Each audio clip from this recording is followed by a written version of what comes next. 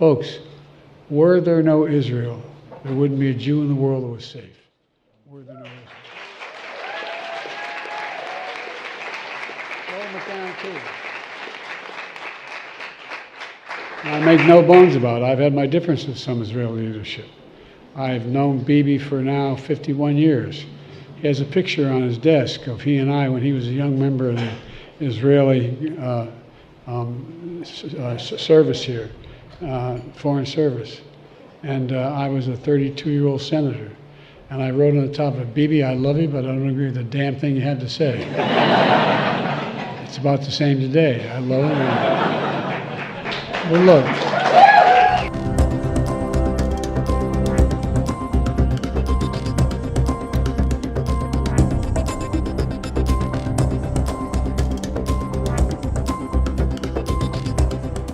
Talmud says what comes from the heart goes to the heart.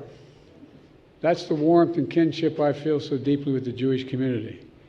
I got in trouble, got criticized very badly by the southern part of my state and some of the southern parts of the country when 35 years ago I said, you don't have to be a Jew to be a Zionist, and I'm a Zionist.